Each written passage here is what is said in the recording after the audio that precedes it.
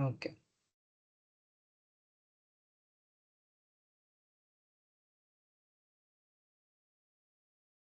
So now I'm going to be sharing my screen and let's begin with the session.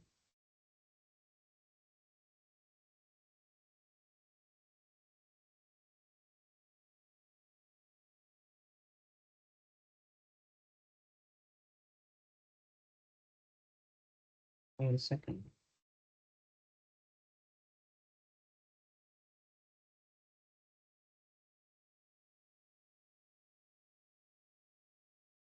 Um, yeah, so can you see my screen? Yes. Yes. All Yes, right. bhaiya. Yes. Yes, Priya. So let's start with capture the flag, CTF. And this is a very important field in terms of in the world today, especially when AI is booming so much. So basically, capture the flag is nothing but ethical hacking, right? We have software and applications throughout the world which are made by people in order to serve a purpose, and there are so many cyber criminals out there who are exploiting these in order to get data and steal credentials from users. So it's our job to find these vulnerabilities and fix them before the cyber criminals can find them. Okay. So then what is a CTF? A CTF is a capture the flag competition. And this is a competition where people showcase their skills in cybersecurity by hacking into applications and software. Okay. So the goal in a cybersecurity CTF challenge is to find a string called the flag. And this flag is just a piece of text that the hacker can only find if they exploit a particular vulnerability in the application. Okay. So later on in the session, we will be doing actual CTF challenges in which we will find the flag by hacking into these apps. Okay. So once the hacker captures the flag, they will submit it on a platform typically. And then once they do that, the problem is considered to be solved. So let's move on. Now, CTF is a very diverse field. Okay. So there are so many different types of applications and software in the world. Then, depending on the types of these applications that we are hacking into, CTF is divided into many categories. The first one, which is considered to be the most important one, is web exploitation. In web exploitation, as the name suggests, we are hacking into websites. And because websites are so common these days and everything is built up on the web exploitation is considered to be extremely important. Then we have forensics, which is not exactly hacking. But if a cyber criminal were to hack into your infrastructure, then your job is to track down those cyber criminals, right? And so that is involved in forensics. Then we have cryptography, which is breaking encryptions and ciphers. You will see so much secret data that has been encrypted using so many complicated algorithms. And cryptography involves breaking these algorithms to leak that secret data.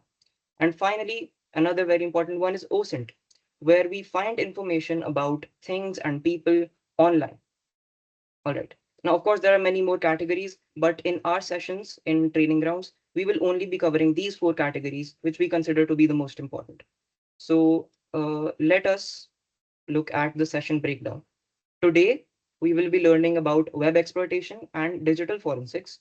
Then in session 2, which will be held on 2nd May, we will be learning about cryptography and OSINT. Okay. So far, does anybody have any doubts? All right. Because now we are really getting into it and we are starting off with web exploitation. Now, web exploitation is basically when you have a website and there are so many classes of vulnerabilities that exist in websites. All right. These are the learning objectives for today, where we are going to be covering the most common of these vulnerabilities. Okay.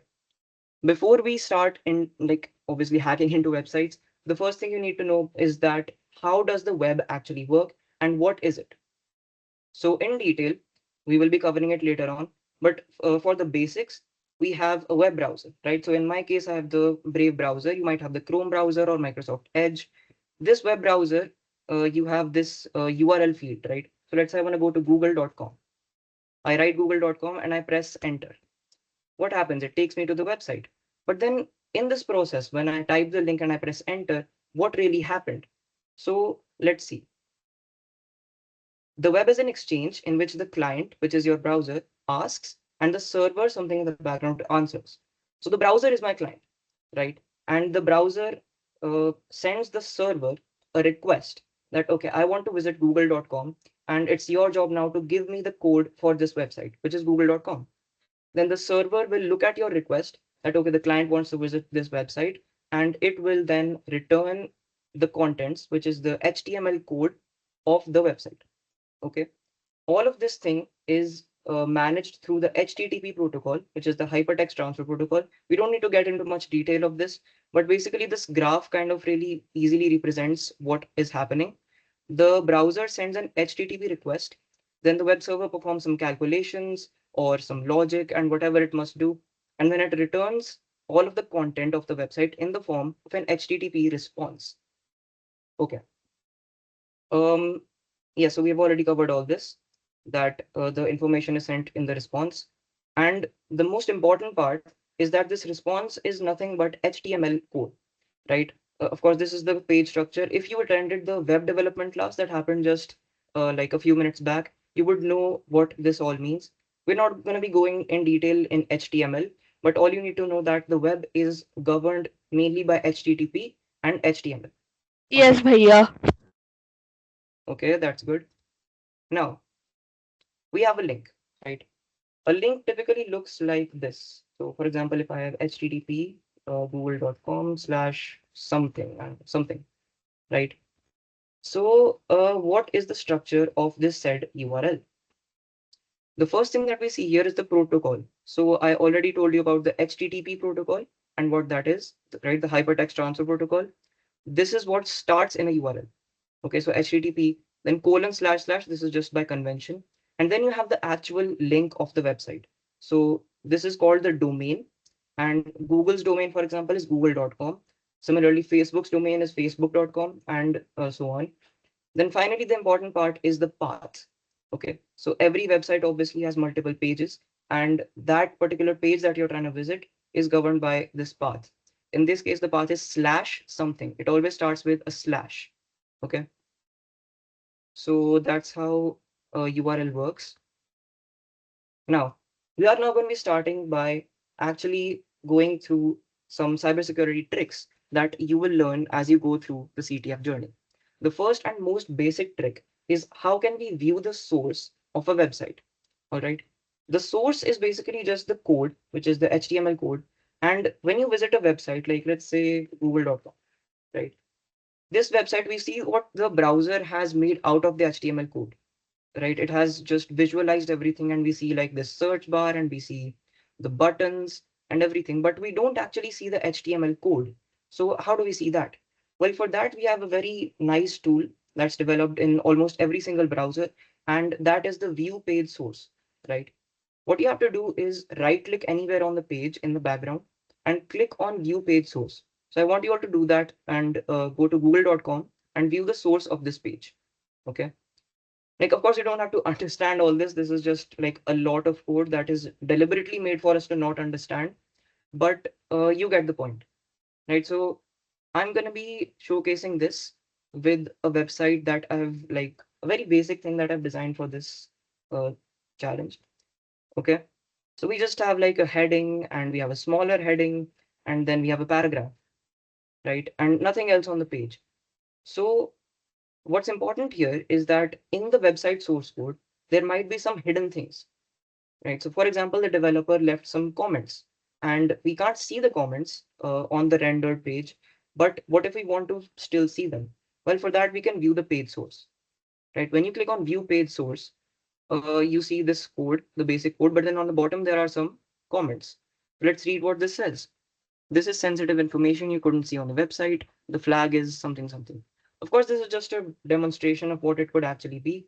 But many developers, you will be surprised to hear this, but many like top tier developers can be very careless in their coding, right? They can leave sensitive information in comments and they can like make self notes to themselves that, okay, I need to remember this. So I'm just going to put it in the comments, but then they forget to delete it. And then the actual websites contain these sensitive informations. And in this case, the sensitive information that was left was the flag. And Again, so as I said, the point in any CTF competition is to capture the flag, right? So where the flag is just a piece of text. In this case, the piece of text was this. And so this is just some sensitive information that we were able to leak from the website. Okay. Another tool that does exactly this, but in a much better way, is the inspect element tool. So how many of you are aware about the inspect element tool? Can you please? Okay, Abhigan is aware and Himang is also aware. Darsh, nice. Anyone Yeah, me else? too. Who's that? Sorry. Me too. Acha, Itash. Yeah, okay. Nice, nice, nice. So I see that many people are aware. For those who are not, let me just explain it. So sometimes we want to play around with the HTML code that we see on a website, right? We can have a lot of fun with that, but just for the basics. For example, I right click anywhere on this tool on the page, and then I click on inspect, which usually appears at the bottom of this context menu. Then we see this whole elements dialog box. So the interesting part here is that we can update this HTML code that we see, right? So it shows this in a really nice and pretty way where we can like expand these tags and then see everything in detail.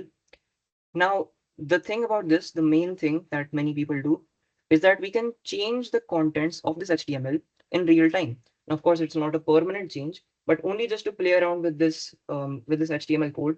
We can, for example, if I just want to change the heading that appears on the top of the page, right? This is a page made in HTML, and then I rename this to like, oh, I changed the heading, right? And then I press enter and you can see that the heading just changed like that. So like this, I can toy around with this HTML code however I want. Can I do this on google.com? Absolutely, right? So google.com, for example, I right click and I click on inspect. For example, I want to change this text called Gmail into, I don't know, Yahoo or something, right? Just for the fun of it. So you have to click on this icon that you see at the top left of the inspect element with this little arrow on it. This tool is used for selecting an element anywhere on the screen, right? So for example, we have the Gmail element here. I can click on it, and then you can see that I can just change the Gmail text to Yahoo, and it gets updated here, right? So it's a really useful tool through which you can play around with the website and then change it however you want. In terms of hacking, it's mainly for understanding the behavior of a website and of course to leak sensitive information. Like you can see, we can see the comments in the inspect element. And in general, it's just a very useful tool. Okay. So let's move on to the next topic. There are some common endpoints that hackers and also CTF players enjoy very much to go to them, right? And by enjoy, I mean because that they're very great targets for vulnerabilities to exist. Now, for example, here, when I went to the localhost link, I'm only on the home page, right? I don't know what other endpoints exist here. So there's no harm in trying those endpoints. Like, for example, many websites have an endpoint called /admin, which is just an administration portal for the website. I press enter and I can see that, okay, this page does not exist for this website, but for many of them it does. So that's all right. And there are many others, but you will realize that none of these actually exist here. What's interesting though is if we try /robots.txt, right? And you will see that this does exist and it contains some information. So what is this information? Okay, does anyone know what robots.txt is? Okay, Abhigyan. I've heard about it. Is it like a base where for the computers to understand the code of the website? Kind of, yes. I mean, you're on the right track. But okay, let me explain it a little bit further. When we search something on Google, like for example, how to solve a Rubik's Cube, right? It shows so many different websites here, like from Rubix.com and solvethecube.com. Now, all these websites, how did Google know that it had to display these websites for the results? Well, it does that by using something called search engine crawling, right? The Google bot essentially has a list of all the websites that exist on the internet, and its job is to go through these websites and find pages on them and make an entire list of them. Then whenever we search something, it can go through that list and then and then like choose the particular pages that it finds to be useful. So for any website, again, I'll take the example of google.com.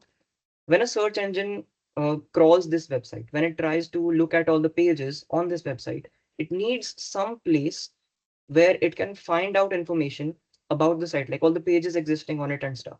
And the file on the website that contains this information is called robots.txt. So I can go to robots.txt on google.com and you see so much information over here. All of this information is just for the robots, which is why it's called robots.txt, Uh, right? But yeah, sorry. I have also heard that there is a small Easter egg hidden in the file of Google robots.txt. Yeah, actually, like many websites know that hackers typically use robots.txt as a way to find information about the website, which we'll learn in a bit. But yeah, there are many different Easter eggs hidden in so many different sites. Like, for example, I remember one, I think it was in nike.com slash robots.txt. Yeah, check this out. So they have an Easter egg where they've made the logo of Nike in the robots.txt file just for the fun of it, right? And so many sites like just have fun with this file. But okay, in terms of CTF and ethical hacking, what's the point of robots.txt? Why am I telling you this? Well, because look, many websites have sensitive pages, right? For example, admin pages and secret pages. All of these pages should not be analyzed by bots. So like if I search for Google admin page and then search for it on, let's say, Bing, then Bing should not show me that admin page because, of course, it's a secret file, right? I don't want to see that. So for that reason, we have many of these disallow entries that you'll see here, right? I'll just zoom this in. For example, for Google, we have disallow slash PDA. What is that? So anything that contains this string will not be crawled by any search engine, including Google or Bing and so on, right? All of these pages will be ignored. And why are these ignored? Because these are sensitive pages. So if I have a site where I want to find out about sensitive pages and I just go to robots.txt, I can find out information here.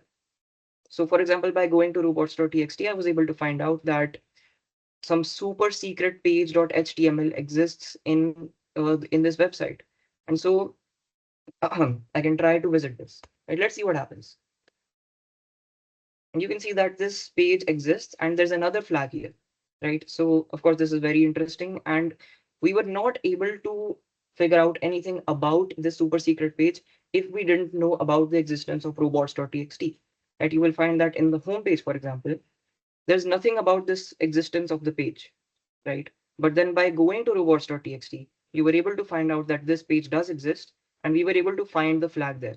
So you'll see that in many CTF challenges and ethical hacking journeys, you will find that the robots.txt file contains many such instances of secret information, and you will be able to like use that to your advantage in a lot of cases. So let's move on to the next thing. Okay, so robots.txt, we just explained all of this. And okay, the next topic is presumably the most important part of web exploitation, and that is the concept of cookies. Now, these are not the edible cookies that you eat and get fat with, but instead these cookies are okay. So, what is a cookie? Does anybody know about that? In terms of websites, does anyone know what a cookie is? Yeah, okay, Abhigyan. A cookie is a type of file or cache that is saved to your device saving settings about the website. Okay, very good, very good. Does anybody else know, or does anybody else like to add to it? Bhavit Grover, okay. Yes, Bhavit. अच्छा कोई बात नहीं yeah, so okay, Abhigyan, yes. And you had shown us about the robots.txt. I also found some pages on Google, for example, Google Patents, which we did Google not know Patents. existed. Yes, a, Okay. a Google for patents. Yeah, all right. Yeah, like many sites have robots.txt and they have many Easter eggs. So I'll just leave it up to you. If you are like interested, you could just go through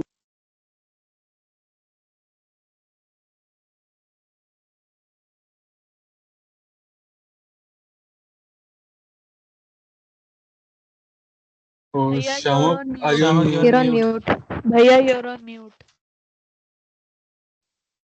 Okay, I don't know how I got muted, but it's okay. कोई बात नहीं. Yeah. So let's take the example of Teams. Okay, Microsoft Teams. When we create an account on Microsoft Teams and we log into it, how does MS Teams remember what account we are logged in with? Right? This information is stored in files, like Abhigan said, called cookies. And cookies are basically just very small pieces of information that store things about you.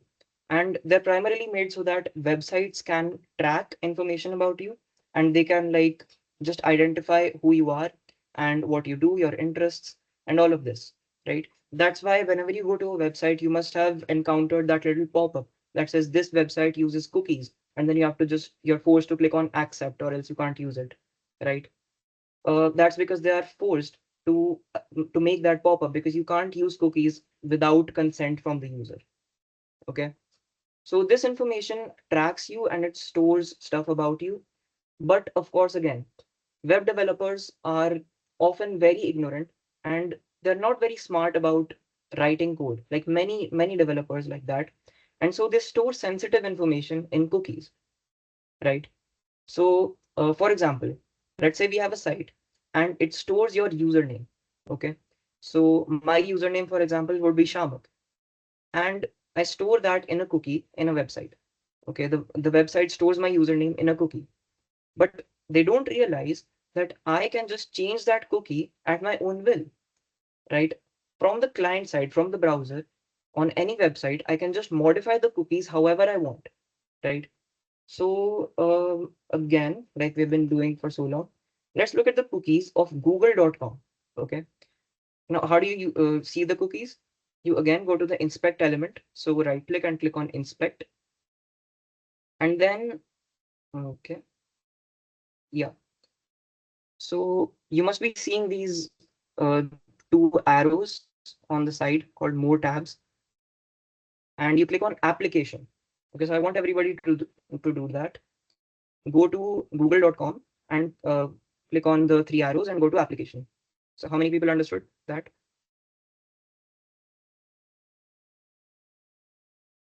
Okay, nice. तो आप देख सकते हो यहाँ पे कि cookies के अंदर we have जैसे ये वाले cookies and there are so many different cookies here, right? So much information about us has been stored in these cookies by Google. So you can see how much we are being tracked nowadays by these websites without us even knowing. What's even more interesting is that we can change these cookies however we want, right? So we have all of these different values. All I have to do is double click on one of the values, right? So on the left side, we have the name of the cookie. Let's say I want to change the SID cookie, right? I can just double click on this and then I can just press like backspace and then the whole thing vanishes. And then I can just like type whatever I want here and the whole thing gets changed. Of course, I don't want Google to be messed up, so I just reverted back. But you get the point, right? You can change the cookies however you want. And that's a really great thing for ethical hacking. Because let's take an example of a website that I've mentioned here, right? Another website that I've made for this, localhost 3001, right? So I try to visit the home page, but it says you need to be an admin to access this page. So of course now I'm not an admin, right? I'm just a regular user of this website. So I can't access the page. But what happens if I check the cookies? So let me again go to the inspect element and I will click on the two arrows here and go to application. Then in the cookies, you will see the cookies on the left hand side. You can click on the website link and then there you see all the cookies listed. You will see that the information it has about me being an admin or not is literally stored inside the cookies, right? You can see that admin is false. So admin false means that I am not an admin. Now consider this that I can change the cookie however I want. So does anybody have any idea what I could do to become an admin and hack this website? So you could set the admin value to true. That is absolutely correct. Yes, you have to change the value to true. Now it's true and all of a sudden you can just refresh this site and you can see that the content changed because now I am an admin. But okay, this is for a future concept. So I think you all must have understood what a cookie means, right? Can you please tell me if you understood? So everyone who's understood, just raise their hands. Yes, Bhaiya understood. Okay, that's great. That's great. Vihan, Suhani, Parnika, did you all get it? Yes, Bhaiya. Oh, okay, that's great. That's great. Thank you. तो अब देखो cookies तो समझ आ गया होगा क्या होता है. And finally, we move on to the last topic, which is also a very important topic for the future journey that you will go through. And this is called HTTP headers, right? So, like you must remember that a little while before I told you about HTTP requests and responses, right? The browser sends a request to the server, and the server gives the content of the website through the response, right? You must remember what I said about that. And now we are going to learn what this request and response actually contains. So of course, on one hand, it contains for example, page we try to visit. And you can see that it has the slash API slash users. This is some paths that the person tried to visit on the website, right? But then you must see so many different things here, like host, user agent, access. Like what is all this, right? These are called headers, and headers are nothing but extra information that is shared in the exchange between the client and the server, and this contains metadata about the exchange. So, for example, if you just try to see the user agent here, right? The user agent in this request is Mozilla slash 5.0. This is nothing but the browser that is being used in the request, right? So for example, the client tried to access the website using the Mozilla browser. And so the Mozilla browser shows up in the user agent. And then we have, for example, Windows, which is the operating system. So much information about the client is being shared through headers, right? Then similarly, we have many other such headers. You don't need to like really understand what every header means, but the basic gist of it is that all of these headers store extra information and metadata that is not just shared through, like, for example, just visiting a link, right? All of these headers can be completely different. And then the same headers apply for a response. So when the server is returning the contents back to the client, when it is returning the HTML code of the website back to the browser, so it also needs to send some extra information, right? So for example, if whether or not the request succeeded, or maybe there was something wrong with the request, how does it convey that information to the browser? Well, it does that through the headers, right? And so again, now you can see that there's 200 OK. This is a code that means that the request was completely fine and it was able to return a valid response. Then we have content length, which is like basically just the character length of the raw response, the HTML response. And there are many other headers that have not been shown here, but the point is that all of this extra information is being shared as we speak on websites, and many people don't even know about this, right? They just see HTML code and they're like, okay, that's it. But all of this extra metadata is also being shared along with it. Now, what happens if we are able to somehow modify these headers as we send a request? Or what happens if the server sends some malicious, not malicious, but some secret information in these headers to the client, thinking that, oh, the user just can't see this information, so it must be completely fine. But in fact, we can see this information, and I'll just show you in a while how. For example, let me visit this website again, right? I'll just reload this. And the way that we see the headers is that you again go to this inspect element. And once again, you have to go to these two arrows that you see at this place. And then you can just go to network, right? Network stores in all the information about the request and the response and everything else that happens. So I'll refresh this page once, and you can see that this local host is, of course, the website that I'm trying to visit here, right? So when I click on this, I can see all of the headers that were sent throughout. So I can see the general headers, which are just like um, general things. But more importantly, I have the response headers, which were sent by the server, and I have the request headers, which were sent by the browser. So all of these headers, all of this information about me were sent to the server without me even knowing about it. Like, okay, now the website knows that I'm using an Intel Mac OS and I'm on Mozilla browser or Chrome or whatever, right? And it can see that, um, like it can see the version of my browser and everything else about me, even the cookies, right? All of this information is available here. Again, now for our global example, again, I'll try this on google.com, right? Again, I'll open the inspect element, go to network, and just as we expected, I can see all of these things over here. These are all the different requests that were sent in this connection. And all of these requests have their corresponding headers, request headers, response headers, and so on. So did you all understand about headers or do you have any doubts?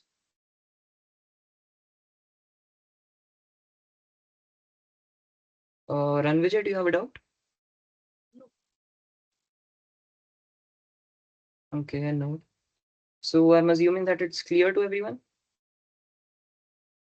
Bhaiya, could you tell how it would be used, like how it would be usable? Yeah, I'm just getting to that, but okay. So I'm assuming that everyone just understands what headers are.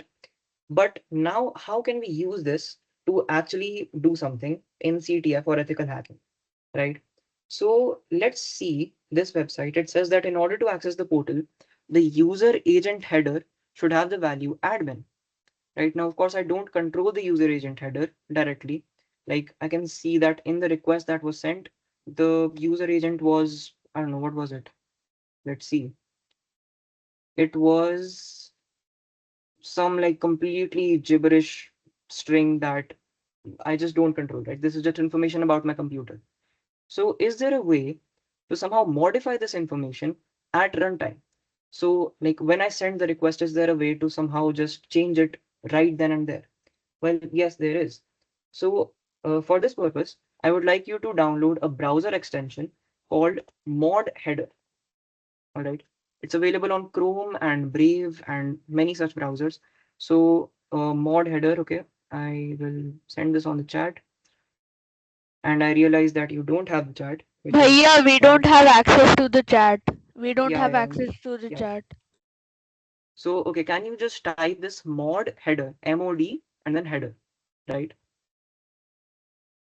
Then you go to the Chrome Web Store link that appears at the top. And for me, I've already downloaded it to my browser. So it says remove. What you have to do is press add to Chrome or add to Brave or whatever button it shows you for a browser. So it should take like a maximum of 1 minute or so. Once you've done it, could you please raise your hands? Because it's a very important tool and like probably the most important tool when we're dealing with headers. Okay, so many of you have already done it, which is pretty fast. That's nice. Okay, 3 of you have done it.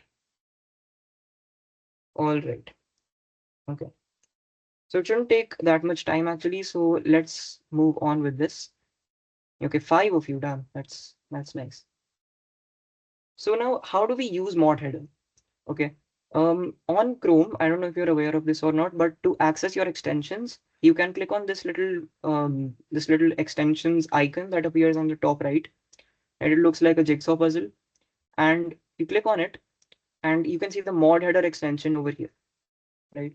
Once I click on the mod header extension, I can see all these different options. The option that I want to click on is mod. This plus icon that shows here called mod. This is used to add a new header that will be sent. Okay. So there are so many options. I can add a request header and I can add a response header. I want to add a request header, right? So I've added a request header and I can put its name and its value. So would anyone tell me what the name and the value for this header should be? Okay, people have raised their hands. Yes, Sitash, Abhigyan.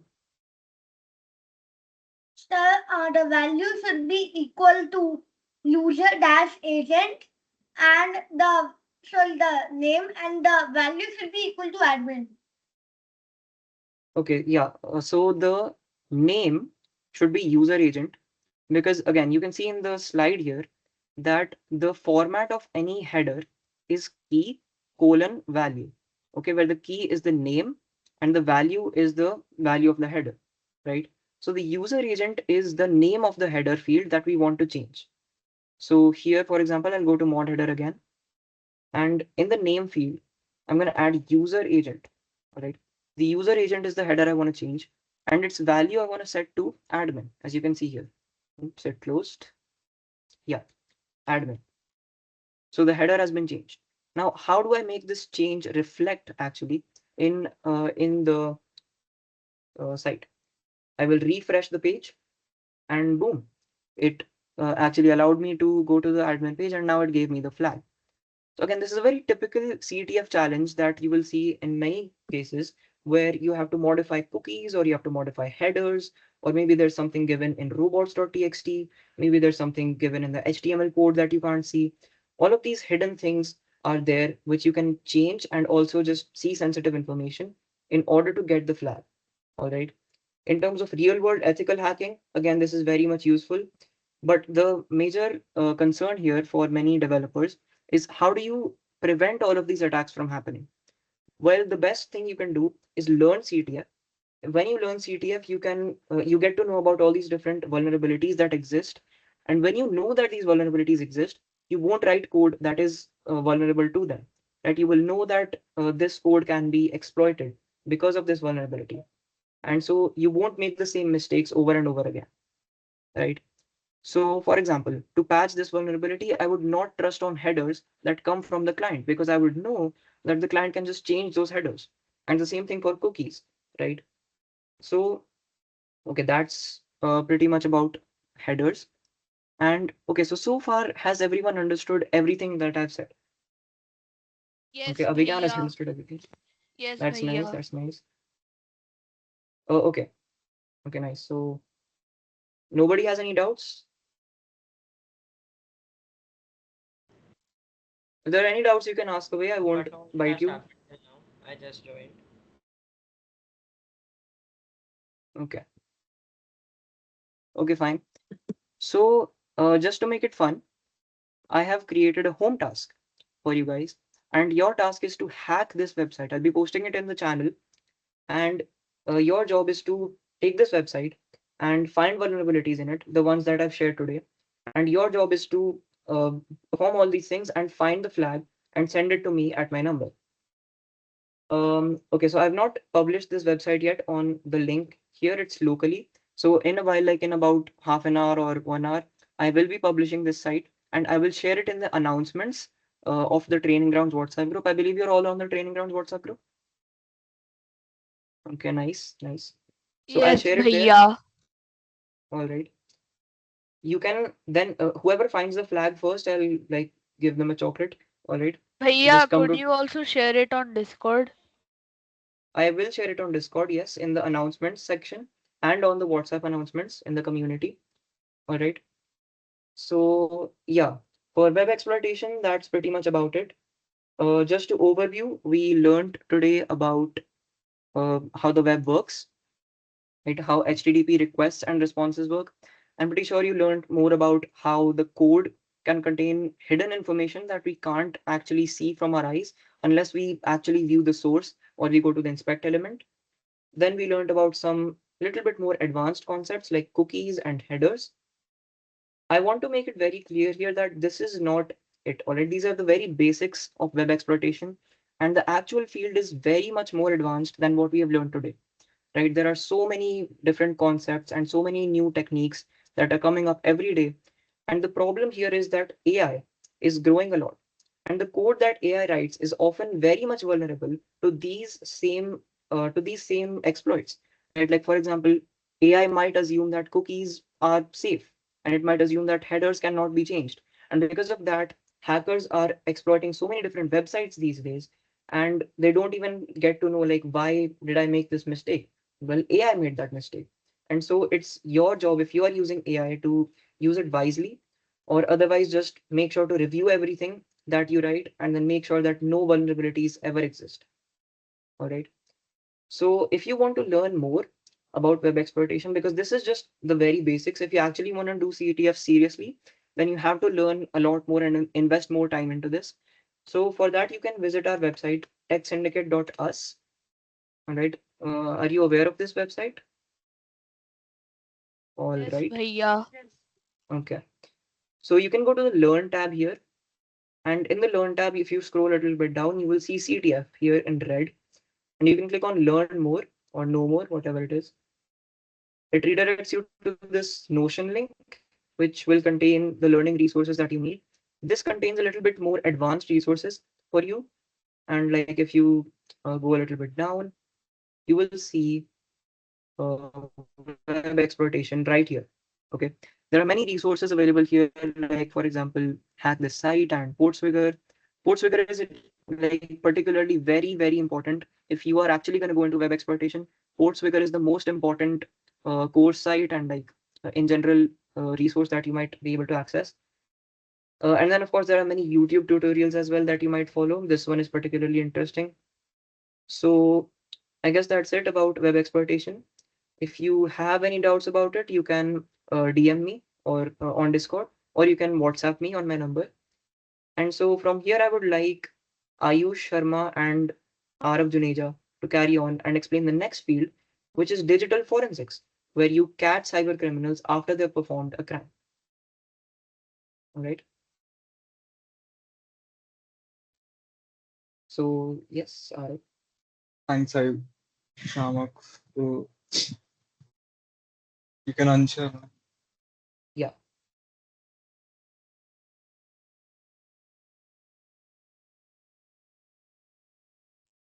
I hope my screen is visible. Mm-hmm. Ayush, Yeah, so today we'll be learning about malware and threat analysis, which is also known as digital forensics. So basically, what does malware and threat analysis mean? Basically, it covers different things like you have to inspect suspicious files and you have to study unusual behavior and you have to basically understand how the attack has happened and you have to also analyze it at the same time. In CTFs, usually the challenges are like you are given a file and you have to investigate the logs, you have to investigate the traffic and the network data and the metadata and whatever is given to you, and you have to compile a final understanding of the entire project, and then basically then you capture the flag. Some common tools like for malware analysis is like virus total, where you could upload a file hash or act the file itself or even URL, and it compiles a list of all the possible vulnerabilities that could be there, and it tells you everything that's wrong with the file and what should you inspect first. Like we have uploaded a sample file here, and you can see that we can clearly see it's a Trojan file, which is sort of a malware, and there's a lot of different things like malware, Trojan, and worms in this file present.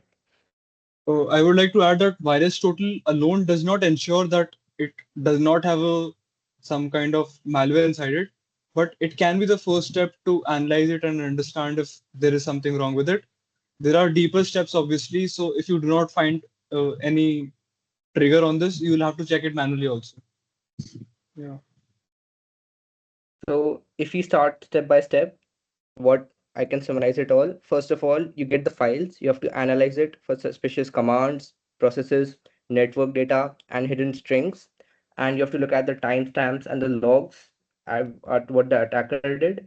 And then you have to start analyzing it all by doing dynamic analysis and reviewing the logs and using certain tools to identify things. Some useful tools which are present in malware analysis is like virus total, which is just informed you about. There, there is strings. There is a Ghidra, which is like a basic inspection program. There's Wireshark, which helps you in network traffic analysis. And there's Kappa, which helps in identifying some malware capabilities.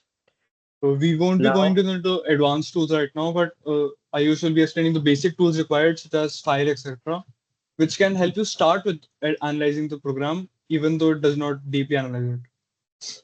so first of all, when you receive the artifact, you have to see that what you're working with. So there's a certain command called file in Linux from which tells you everything about the file. Like it tells you the file type, it tells you the size, it tells you the architecture on which it is built, and you can start using your tools according to that. Like we have a file here, and now Ara will tell you that which file we have been given here. We have been given different types of image files. One of them is a JPEG and one of them is a PNG. As you can see, when I run the file command, it does not directly check what extension is added at the end of the file or what the name of the file is.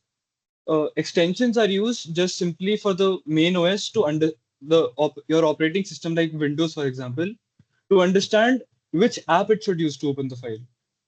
By the extension, the system is simply being guided on what app it is. Like on Windows, it default it uses Windows Photos. So if I would try rename a PDF file to JPEG, it would still be a PDF file. It would not corrupt the file.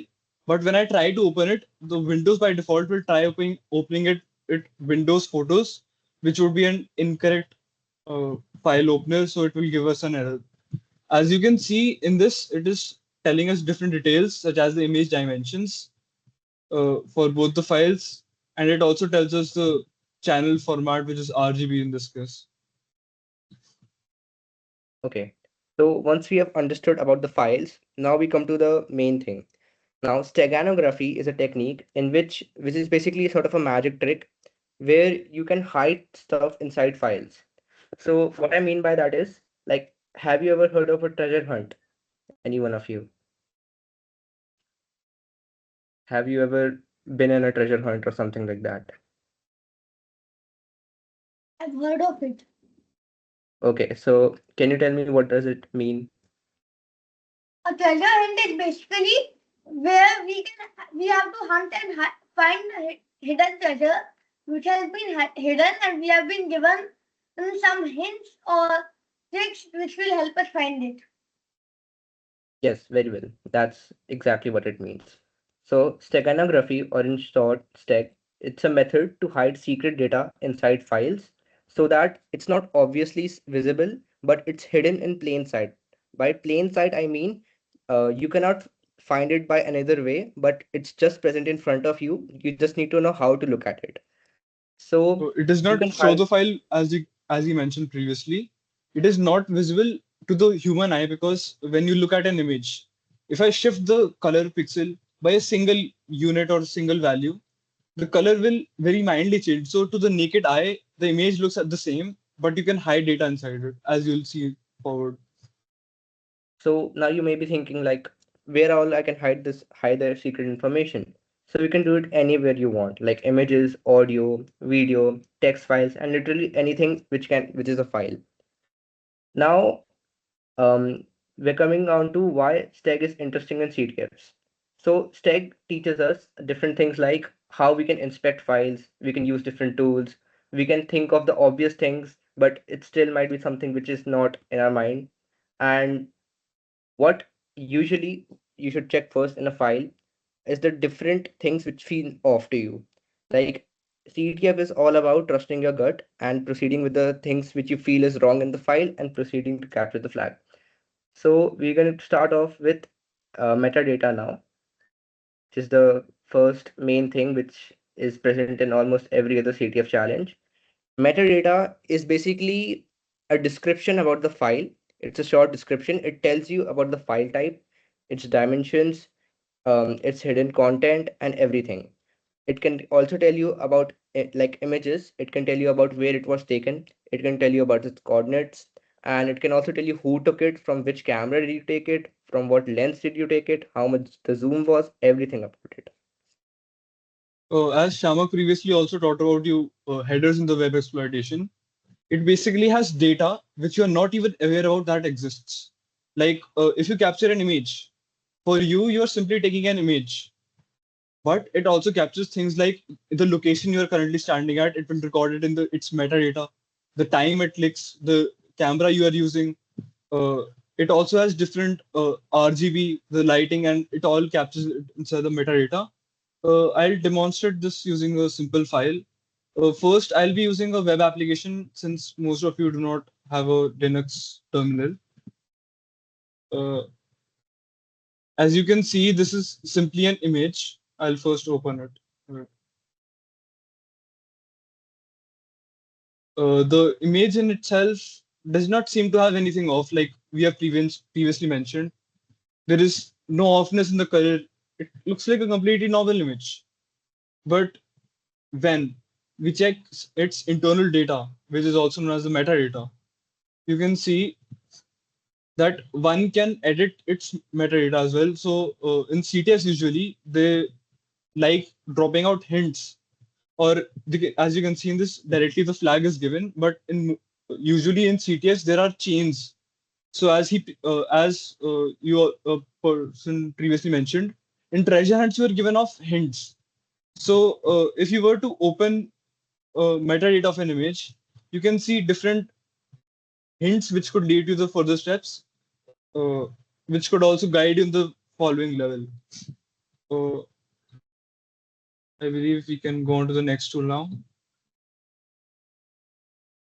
Sure. So next we have strings. So basically, strings is basically a command in Linux which extracts basically the readable text from a file. So like if I have a text file and if I run the command strings on it, it will output every single character of the file, and basically you can see what all the text readable text is in the image, because a file is made up of basically hex bytes, and there is some unreadable text also in the file and some readable text also. Sometimes people intentionally hide data using strings inside the file. So one of the most starting steps in solving a challenge in steganography is using the strings command to check if there's actually some readable text present in the file. So as we previously also showed the malware, so which you should not be doing this, but I can open this malware in Notepad as well, for sample. As you can see, there are only a certain words like meta info, manifest on top, which are very hard to find as you cannot read all this stuff. So if I were to go to my Linux and simply go into the directory and I run strings command for few starting part of it, as you can see, certain strings like meta and manifest.mf, these do not necessarily tell you what is hidden inside the file, but these can give you an idea on what kind of file is there. If there was an encrypted file, for example, if I have a PNG which was encrypted in some way, such that when I run the file command on it, it does not give me the output of PNG. But if I were to run strings, it is possible that some part of the file is not encrypted, and I can directly see it in the strings command and know how to proceed. Okay, so now we're moving on to some advanced tools like binwalk. So binwalk basically is a tool which scans the embedded file. It looks for the file inside a file.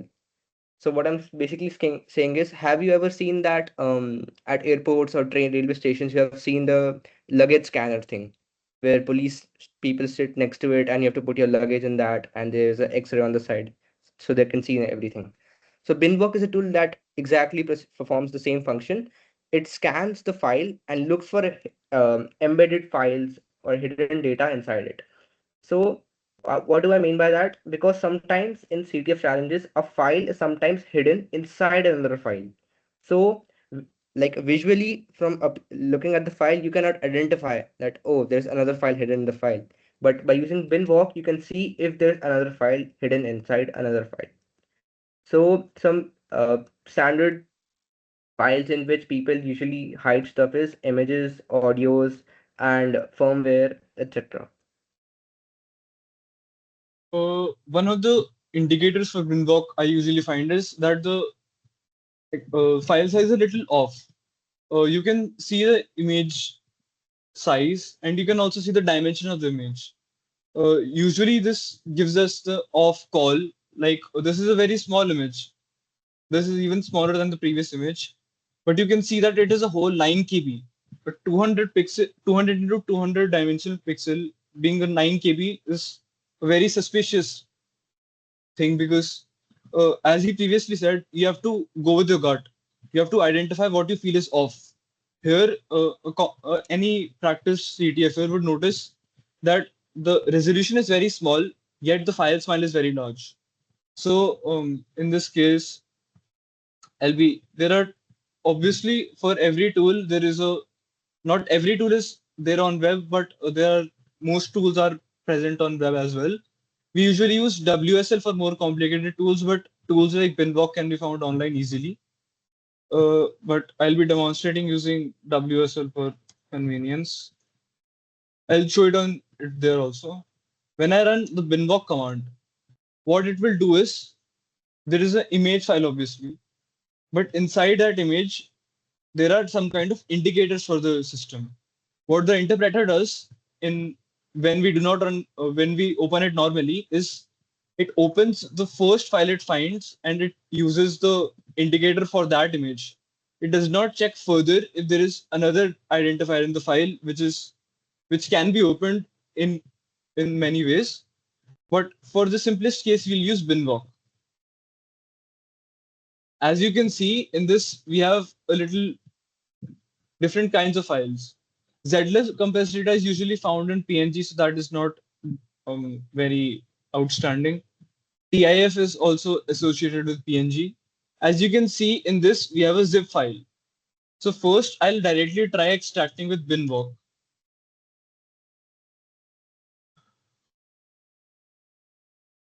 As you can see, it's saved in this directory.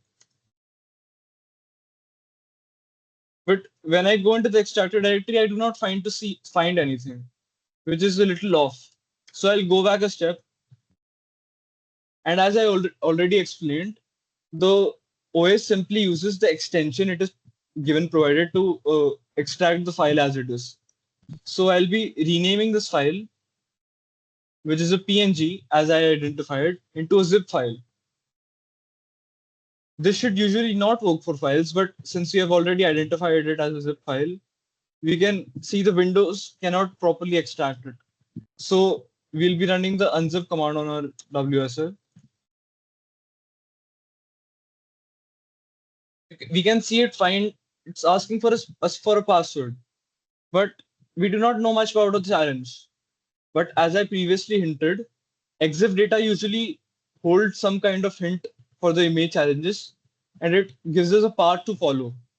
The blank password does not seem to work, so I'll try the EXIF tool as I already explained. I'll just go back.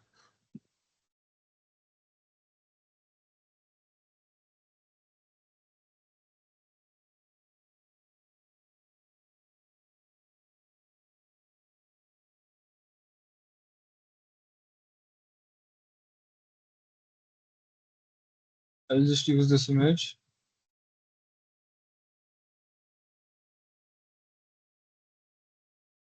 Similar to the previous level, this one does not have the flag directly, but if we look carefully, we have an owner name.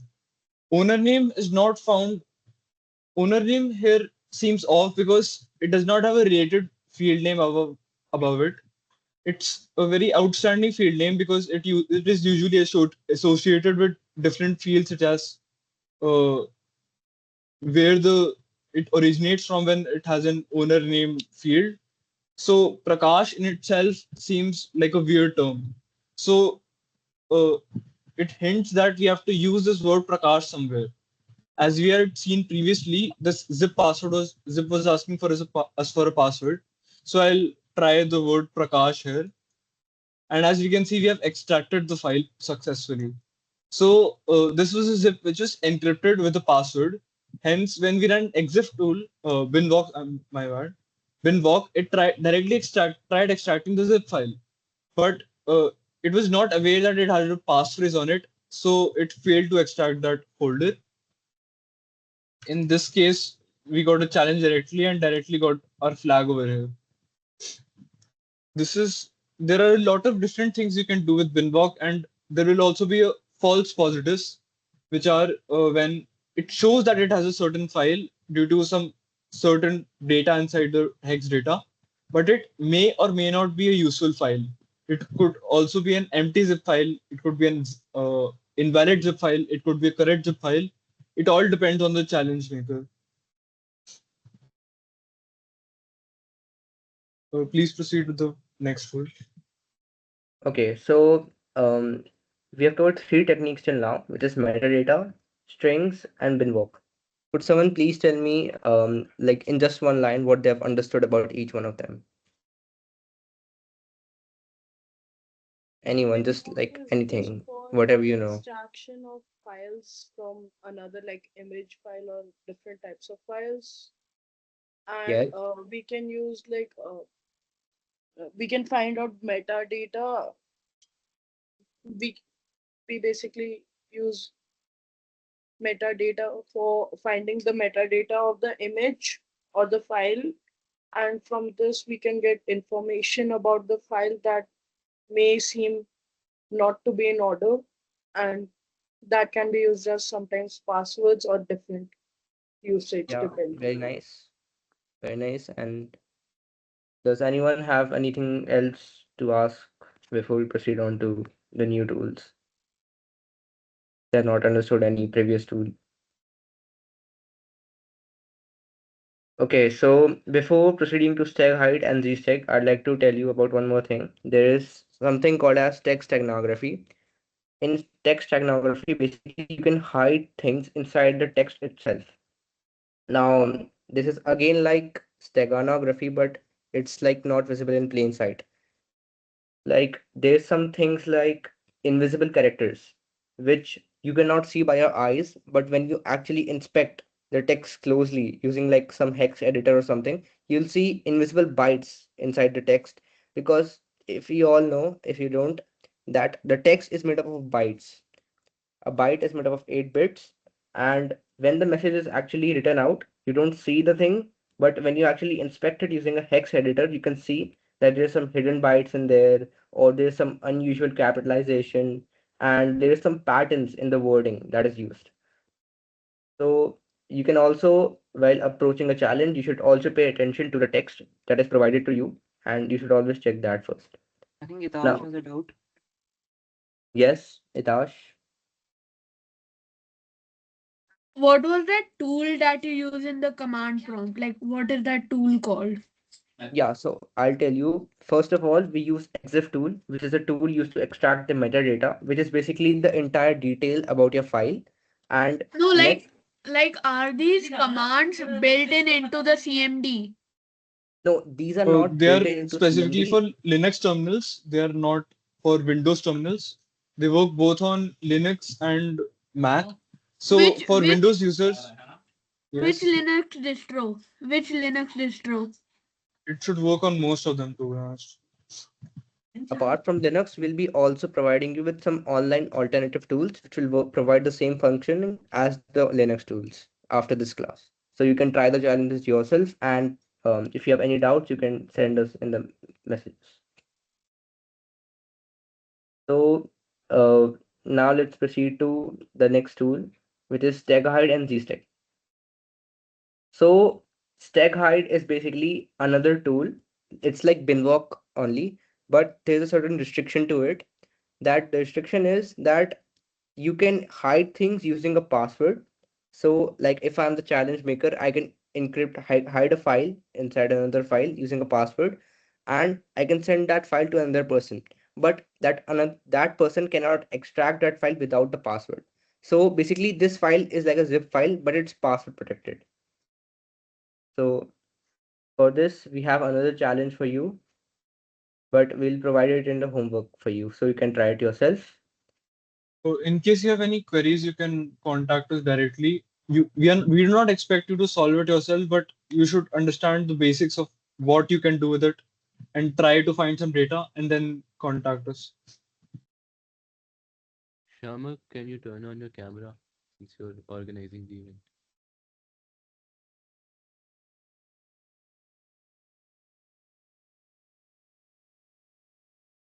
Perfect. So let's proceed to we have learned a lot about images and other types of files. Now let's proceed to audio. So in basically, does anyone know how like a audio is made up of? What an audio file is made up of? Or how does audio like proceed from one person to another? Yes, Uh, Avigya? Sound waves that are vibration create vibrations in air molecules. Yes, yes, very nice. Exactly. So spectrogram is basically a, a sort of procedure that you use to view those wavelines that pass through an audio. So, like when you hear the audio, obviously you just hear the melody and the sounds and the tones. You cannot actually see the waves travel, but spectrogram is a tool that allows you to see those waves and also hear the melody at the same time. So here we have an audio file which from which you can clearly see that there is some waves going through and a pattern is being made. So Spectrogram is basically you are I'm not sure if I can explain this, but amplitude is basically it is conveying different types of data, like intensity of the data, and it is also showing different kind of wavelength.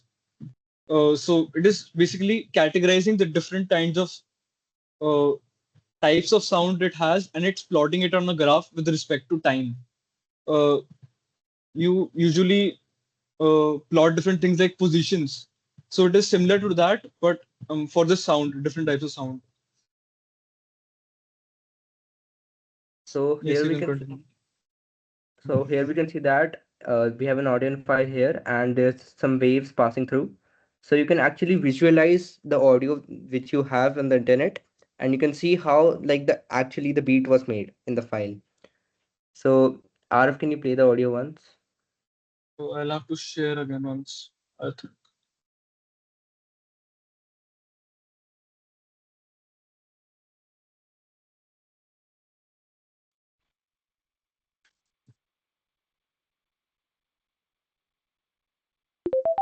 Is it audible?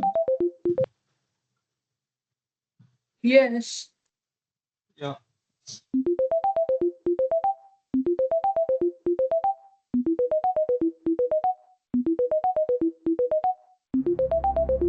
When you hear the audio, you can hear a certain kind of pattern. It's a rising pattern and a falling pattern, which can be exact. It is similar to the what is plotted over here. It's first increasing and decreasing. So it's basically conveying what we hear, but in the form of a chart, and it's we can visualize and see what is happening. Here it is basically there are two types of graph. One of them is spectrogram. It is showing the different type spectrogram is showing the different types of tunes. As you saw, the notes were going higher to lower. So the spectrogram plots that. On the other hand, there is also another graph which we called waveform, which is not very useful, but it can tell us a certain part where the sound is being played, where the sound is going louder, where the sound is a little less loud. So it can help us differentiate and find the specific part where the pattern may be. A common technique in CTS is that they usually here you are seeing dots which are a certain pattern. They can also hide Um, certain types of text in this can I add place. one thing here? Yeah, go on. Does anyone know what who Morse is, or does anyone know what Morse code is? Anyone? Yeah, Ranvijay? Yeah, can It was someone? a it is a pattern that was used in military to convey messages without the enemy knowing. It's basically dots and slashes that make up words, uh, creating it into a sentence. Yes, exactly. So it's a combination of dots and dashes.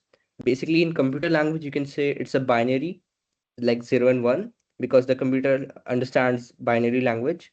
So in this audio, we can clearly see that there is some dots rising up and there's some dots rising down, and there are some different pauses in between, along with some dashes.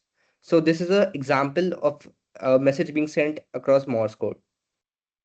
There are several tools online which you can use to decode Morse code nowadays, and in like most of the CTF challenges, where there's Morse code present, you can easily get the flag from that. Usually, the title of the challenges or description hint towards the wordplay of the Morse code.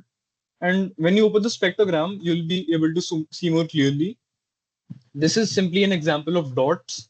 You'll be able to see clear straight lines as well for the Morse code.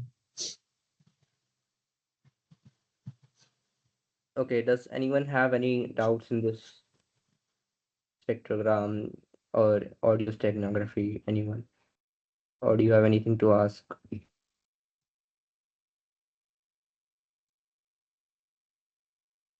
Okay, I think that's all for today. Um, Thank you everyone for joining us today for this first CTF lesson. I hope you all had a great time learning, and even if you learned like 20% of what was taught today, I think that's pretty much very nice. And please feel free to ask some doubts if you have in our personal DMs, and we'll be providing you with some challenges after this class. So please try them and ask us for hints, and we'll also provide this PPT that we have made to you in the WhatsApp group and Discord server. Anything else, Shamak and Arav? Nothing. Just Itash, you have something with this? Yeah, so the flag that we will get from the challenges, where do we have to send them? Like, where do we have to submit them? You can We just DM them to me, Shamak, or Arav, any one of us. We'll verify it and provide you with hints accordingly. we are admins on the group if it's fine, makes you easier to find. When will the challenges be shared? Just in like 30 minutes or so, we'll upload all the challenges and the files for you to try. Anything else? Okay, I think that's that. Thank you everyone for joining. Um, I hope to see you in the next session of CTF, which will be held next week on 2nd of May. So please join us, and I hope you had fun. Thank you. Bye. You're welcome.